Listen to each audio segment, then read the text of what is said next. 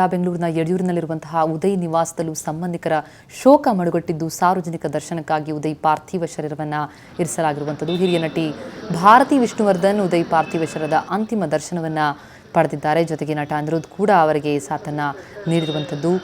ಉದಯ್ ನಿವಾಸದಲ್ಲೂ ಕೂಡ ಸೂತಕದ ಛಾಯೆ ಆವರಿಸಿದೆ.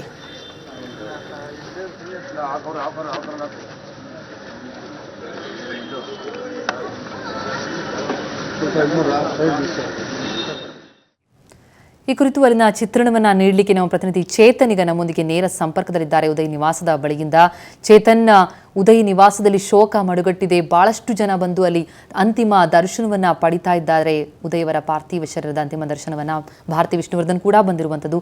ಸದ್ಯಕ್ಕೆ ಅಲ್ಲಿರುವಂತಹ ಚಿತ್ರಣ ಜೊತೆಗೆ ಮುಂದಿನ ಹಾದಿ ಯಾವ ರೀತಿಯಲ್ಲಿ ಅಂತ್ಯ ಸಂಸ್ಕಾರವನ್ನು ಎಲ್ಲಿ ನೆರವೇರಿಸಬೇಕು ಅದರ ಬಗ್ಗೆ ಪ್ಲಾನಿಂಗ್ ಆಗಿದೆಯಾ, ಹೇಗೆ? ಎಸ್ ಪ್ರತಿಮಾ, ಅಂತಂದರೆ ಬೆಳಿಗ್ಗೆಯಿಂದಲೂ ಸಹ ನಿನ್ನೆ ರಾತ್ರಿ ಏನು ಪಾರ್ಥಿವ ಶರೀರವನ್ನು ತರಲಾಯಿತು, ಅವತ್ತಿಂದಲೂ ಸಹ ಅಂತಿಮ ದರ್ಶನವನ್ನು ಪಡ್ಕೊಳ್ತಾ ಇದ್ದಾರೆ ಸಾರ್ವಜನಿಕರು. ಇವತ್ತು ಸಹ ಮುಂಜಾನೆ ಭಾರತಿ ವಿಷ್ಣುವರ್ಧನ್ ಹಾಗೂ MLC ಶರವಣ ಮತ್ತು ಅನಿರುದ್ಧ್ ಹೀಗೆ ನಾನಾ ನಟರು ಬಂದಿದ್ದರು ಮತ್ತು ಇಲ್ಲಿನ ಸ್ಥಳೀಯ ನಾಯಕರು ಬಂದು ಒಂದು ಉದಯ್ ಅವರ ಪಾರ್ಥಿವ ಶರೀರದ ಅಂತಿಮ ದರ್ಶನವನ್ನು ಪಡೆದರು. ಇನ್ನು ಮುಂದಿನ ನಡೆ ಏನು ಅನ್ನೋದ್ರ ಬಗ್ಗೆ ಮಾತಾಡೋದಕ್ಕೆ ಸ್ವತಃ ಅವರ ತಂದೆ ವೆಂಕಟೇಶ್ ಅವರು ನಮ್ಮ ಜೊತೆ ಇದ್ದಾರೆ. ಬನ್ನಿ ಏನು ಹೇಳ್ತಾರೆ ಅಂತ ಅಂದ್ಬಿಟ್ಟು ಕೇಳೋಣ. ಸರ್, ನೆಕ್ಸ್ಟ್ ಯಾವಾಗ ದಫನ್ ಮಾಡ್ತೀರಾ, ಏನು ಮುಂದಿನ ನಡೆ ಅಂತ? ಮುಂದಿನ ನಡೆ ಈಗ ಪಾರ್ಥಿವ ಶರೀರ ಇಟ್ಕೊಂಡಿದ್ದೀವಿ. ಬೆಳಗ್ಗೆ ಎಲ್ಲ ನಟರೆಲ್ಲ ಬಂದಿದ್ರು. ಭಾರತಿ ವಿಷ್ಣುವರ್ಧನ್ ಮೇಡಮ್ ಅವ್ರು ಬಂದಿದ್ದರು, ಶರಣ ಅವ್ರು ಬಂದಿದ್ದರು. ಅನೇಕ ನಟರು ಬರ್ತಾ ಇದ್ದಾರೆ, ನೋಡ್ಕೊಂಡು ಹೋಗ್ತಾ ಇದ್ದಾರೆ. ನಾವು ನೆನ್ನೆಯಿಂದ ಇಟ್ಕೊಂಡಿದ್ದೀವಿ. ಆದರೆ ಜಾಸ್ತಿ ವಾಸನೆ ಸ್ಮೆಲ್ಲು ಬಂದಿರೋದ್ರಿಂದ ಈಗ ತಗೊಂಡೋಗೋದಕ್ಕೆ ಏರ್ಪಾಟ್ ಮಾಡ್ತಾ ಇದ್ದೀವಿ. ಯಾರನ್ನ ಬರೋರು ಇದ್ದರೆ, ನಟರೇ ಆಗಲಿ ಇನ್ನೊಬ್ಬರು ಆಗಲಿ, ನಮಗೆ ಸಂಬಂಧಪಟ್ಟವ್ರು ಯಾರನ್ನ ಬರ್ತಾರೆ ಅಂತ ಇನ್ನೊಂದು 2 ಅವರ್ ನಾವು ನೋಡ್ತಾ ಇದ್ವಿ. 9ರಿಂದ 10, 10:30 ಒಳಗಡೆ ತಗೊಂಡೋಗ್ಬೇಕು ಅಂತ ಇದ್ದೀವಿ. ಅದರಲ್ಲಿ ಆ ಸಂಸ್ಕಾರ ಮಾಡೋಷ್ಟಲ್ಲೇ ಅಲ್ಲಿ ಪೊಲೀಸ್ ತಂಡದವರು ಅನೇಕ 3 ದಿವಸದಿಂದ ನಮಗಾಗಿ ಶ್ರಮ ಪಟ್ಟಿದ್ದಾರೆ. ನಮ್ಮ ಹುಡುಗನಿಗಾಗಿ ಅವರಿಗೆ ನಾವು ಒಂದು ನಮಸ್ಕಾರ, ಅವ್ರಿಗೆ ಮುಟ್ಲಿ ಅಂತ ನಮಸ್ಕಾರ ಮಾಡ್ತೀನಿ. ಆಮೇಲೆ ವಿಜಯ್ ಅವರು ಎಲ್ಲಿ ಅವರು ಅನಿಲ್ ಸಿಕ್ಕಿಲ್ಲ ಅಂತ ಅಲ್ಲೇ ಇದ್ದರು 3 ದಿವಸದಿಂದ, ಈಗ ಸಿಕ್ಕಿದ್ದಾನೆ. ದಯವಿಟ್ಟು ವಿಜಯ್ ಅವರೇ, ನಿಮಗೆ ಒಂದು ನಮಸ್ಕಾರ. ನಾನು ಉದಯ್ ತಂದೆನಾಗಿ ನಿನಗೆ ನಮಸ್ಕಾರ ಮಾಡಿ ವಿಜಯ್ ಕೇಳ್ತಾ ಇದ್ದೀನಿ. ಅದು 10 ಗಂಟೆ ಒಳಗಡೆ ತೆಗಿಯೋಣಂತ ಇಲ್ಲಿ ಇರೋರೆಲ್ಲ ಹೇಳ್ತಾ ಇದ್ದಾರೆ. ಸ್ಮೆಲ್ ಜಾಸ್ತಿ ಬಂದಿದೆ ಅಂತ. ಒಂದು ಹಚ್ಚೆ ಬಂದು ಅವನ ಆತ್ಮಕ್ಕೆ ಶಾಂತಿ ಸಿಕ್ಕೋಂಗೆ ವಿಜಯವರೇ, ನಮಗೆಲ್ಲ ನೀವು ಆಶೀರ್ವಾದ ಸಿಗ್ತೈತೆ ಅಂತ ಅಂದ್ಕೊಂಡಿದ್ದೀವಿ. ಬಂದು ಊದಿನ ಮಾತಾಡಿಸ್ಕೊಂಡು ಅವ್ರಿಗೆ ನೀವು ಆಶೀರ್ವಾದ ಸಿಕ್ಕಲಿ ಅಂತ ಕಾಯ್ತಾ ಇದ್ದೀವಿ. ನೆನೆಯಿಂದ ಬಂದಿರಲ್ಲ, ನೀವು ತೊಂದರೆಲಿದ್ದೀರಾ, ಈಗ ಸಿಕ್ಕಿದೆ. ದಯವಿಟ್ಟು ವಿಜಯವರೇ, ನೀವು ಉದಯನ ಹತ್ರಕ್ಕೆ ಬರಬೇಕು ಅಂತ ಕೇಳ್ಕೊತಾ ಇದ್ದೀರಿ. ಅವ್ರು ಬಂದಮೇಲೆ ಇದು ಅಂತ್ಯಕ್ರಿಯೆ ಮಾಡಬೇಕು ಬನಶಂಕರಿಯಲ್ಲಿ ಅಂತ ಏರ್ಪಾಟ್ ಮಾಡ್ತಾಯಿದ್ವಿ. ಇದಕ್ಕೆ ಸಂಬಂಧಪಟ್ಟವ್ರು ಯಾರೇ ಆಗಲಿ ಬಂದು ವಿಜಯವರಾಗಲಿ, ಅವರು ಸರಾಗಿ ಬಂದವರಾಗಲಿ ಎಲ್ಲ ಬಂದು ಅವರಿಗೆ ಆಶೀರ್ವಾದ ಕೊಡಲಿ ಅಂತ ಕೇಳ್ತಾ ಇದ್ದೀವಿ. ನಿಮಗೆ ನಮಸ್ಕಾರ ವಿಜಯವರೇ. ಈ ದುರಂತರದಲ್ಲಿ ನೀವು ಅಲ್ಲಿ ತುಂಬ ಕಷ್ಟದಲ್ಲಿ ಇದ್ದೀರಾ, ಕೆರೆ ಹತ್ರ. ದಯವಿಟ್ಟು ವಿಜಯವರು ಮನೆ ಹತ್ರಕ್ಕೆ ಬನ್ನಿ. ಚೇತನ್, ಹಾಗೆ ಒಂದು ರಿಕ್ವೆಸ್ಟ್ ಮಾಡ್ಕೊಂತಿದ್ದಾರೆ. ಚೇತನ್, ಹಾಗೆಯೇ ಅಲ್ಲಿ ಅನಿಲ್ ಶವ ಕೂಡ, ಪಾರ್ಥಿವ ಶರೀರನ ಕೂಡ ಅವರ ನಿವಾಸಕ್ಕೆ ತರಲಾಗ್ತಾ ಇದೆ. ಜೊತೆಗೆ ಅಲ್ಲಿ ಅವರ ಕುಟುಂಬಸ್ಥರು ಕೂಡ ಒಂದೊಮ್ಮೆ ಉದಯ್ ಕುಟುಂಬ ಒಪ್ಪಿದಲ್ಲಿ ಇಬ್ಬರು ಒಟ್ಟಿಗೆ ಅಂತ್ಯ ಸಂಸ್ಕಾರವನ್ನು ನೆರವೇರಿಸುವಂತಹ ಒಂದು ನಿರ್ಣಯದಲ್ಲೂ ಕೂಡ ಇದ್ದಾರೆ. ಈ ಕುರಿತು ಅನಿಲ್ ಮತ್ತು ಉದಯ್ ಅವರ ಪಾರ್ಥಿವ ಶರೀರದ ಒಟ್ಟಿಗೆ ಅಂತ್ಯ ಸಂಸ್ಕಾರ ನೆರವೇರಿಸುವ ಕುರಿತು ಏನಾದರೂ ನಿರ್ಧಾರಕ್ಕೆ ಬರ್ತಿದ್ದಾರಂತ ಅದರ ಬಗ್ಗೆ ವಿಚಾರಿಸಿ. ಅಲ್ಲ ಸರ್, ಇವಾಗ ಆಲ್ರೆಡಿ ನೆನ್ನೆನೂ ಸಹ ಒಂದು ಮಾತು ಹೇಳ್ತಿದ್ರೆ ಅನಿಲ್ ಜೊತೆಗೆ ಉದಯ್ ಅಂತ್ಯ ಸಂಸ್ಕಾರನೂ ಮಾಡಬೇಕು ಅಂತ ಅಂದ್ಬಿಟ್ಟು ಇಬ್ಬರದು ಒಟ್ಟಿಗೆ ಮಾಡ್ತೀರಾ ಅಥವಾ ಹೇಗೆ ಅಂತ? ಹಾಗಂದ್ರು. ಆಗ ಮಾಡೋಕ್ಕೆ ಹೋದರೆ ನಮ್ಮವರು ಅವ್ರು ಮಾಡೋ ಶಾಸ್ತ್ರಗಳು ಇರೋಲ್ಲ, ಅವ್ರು ಮಾಡೋ ಶಾಸ್ತ್ರಗಳು ನಮ್ಮ ಹತ್ರ ಇರೋಲ್ಲ. ಅದರಿಂದ ಆ ಥರ ಒಂದೇ ರೀತಿಯಲ್ಲಿ ಮಾಡೋಕ್ಕೆ ಸಾಧ್ಯವಿಲ್ಲ. ಹಾಗೆ ನಾವು ಗುರುತಿಸ್ಕೊಂಡಿದ್ದೇವೆ, ನಮ್ಮ ತಾಯಿ ತಂದೆಯವರು ನಮ್ಮ ಸಂಬಂಧಿಕರನ್ನ ಹಾಕಿದ್ದೀವಿ, ಅಂಥ ಜಾಗದಲ್ಲಿ ಜಾಗ ಮಾಡಿದ್ದೀವಿ. ಅಲ್ಲಿ ಇದು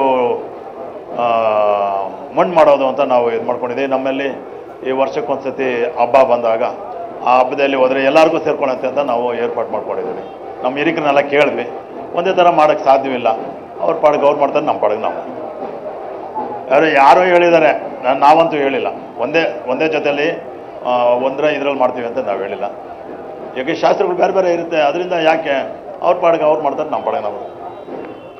ಪ್ರತಿಮಾ, ಇದು ಉದಯ್ ತಂದೆ ವೆಂಕಟೇಶ್ ಅವರ ಮಾತು. ಅಂತಂದರೆ ನಾವು ನಮ್ಮ ವಿಧಿವಿಧಾನ ಬೇರೆ ಇರುತ್ತೆ, ಅವರ ವಿಧಿವಿಧಾನ ಬೇರೆ ಇರುತ್ತೆ. ಹೀಗಾಗಿ ನಾವು ಮೊದಲಿಗೆ 9:30 10 ಗಂಟೆ ಒಳಗಡೆ ಈ ಒಂದು ಅಂತಿಮ ಕ್ರಿಯೆಯನ್ನು ಮಾಡ್ತೀವಿ. ಅವ್ರ ಪಾಡಿಗೆ ಮಾಡ್ಕೊತಾರೆ.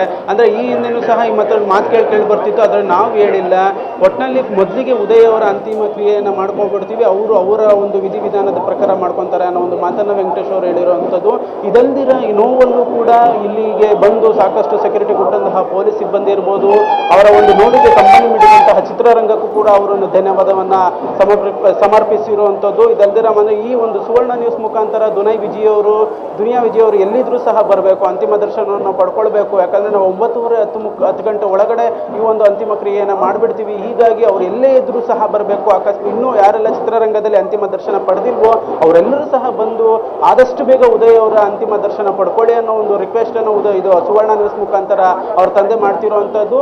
ಇನ್ನು ಈ ಒಂದು ಕುರಿತಂತೆ ಇವಾಗ ಆಲ್ರೆಡಿ ಬನಶಂಕರಿಯ ರುದ್ರಭೂಮಿಯಲ್ಲಿ ಎಲ್ಲ ರೀತಿಯ ಸಿದ್ಧತೆಗಳನ್ನು ಸಹ ಮಾಡಿಕೊಳ್ಳಲಾಗಿದೆ. ಮಣ್ಣಲ್ಲಿ ಉಳುವಂತಹ ವಿಧಿವಿಧಾನದ ಮುಖಾಂತರ ಅವರ ಒಂದು ಅಂತಿಮ ಕ್ರಿಯೆಯನ್ನು ನಡೆಸಲಿದ್ದಾರೆ. ಪ್ರತಿಮಾ, ಥ್ಯಾಂಕ್ ಯು ಚೇತನ್ ತಮ್ಮೆಲ್ಲ ಮಾಹಿತಿಗೆ.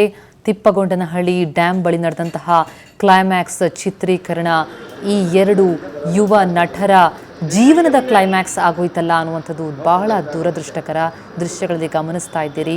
ಉದಯ್ ಅವರ ನಿವಾಸದ ಬಳಿ ನಿಜಕ್ಕೂ ಸೂತಕದ ಛಾಯೆ, ಜೊತೆಗೆ ಅನಿಲ್ ನಿವಾಸದ ಬಳಿಯೂ ಕೂಡ ಅದೇ ರೀತಿಯಾದಂತಹ ಚಿತ್ರಣ.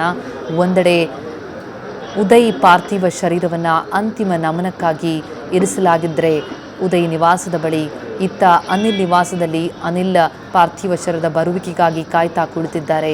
ಅವರ ಸಂಬಂಧಿಕರು, ಕುಟುಂಬಸ್ಥರು, ಸ್ನೇಹಿತರು ಎಲ್ಲರೂ ಕೂಡ ಬನಶಂಕರಿಯ KR ರಸ್ತೆಯಲ್ಲಿರುವಂತಹ ನಿವಾಸದಲ್ಲಿ ಇರಿಸಲಾಗಿದೆ. ಅಂತಿಮ ನಮನವನ್ನು ಅಲ್ಲಿ ಸಲ್ಲಿಸಿ ನಂತರ ಅಂತ್ಯ ಸಂಸ್ಕಾರವನ್ನು ನೆರವೇರಿಸಲಾಗುತ್ತೆ. ಆದರೆ ಉದಯ್ ಅವರ ತಂದೆ ಮಾತನಾಡ್ತಾ ಹೇಳ್ತಾ ಇದ್ರು, ಇಬ್ಬರ ಪದ್ಧತಿ ಬೇರೆ ಇದೆ.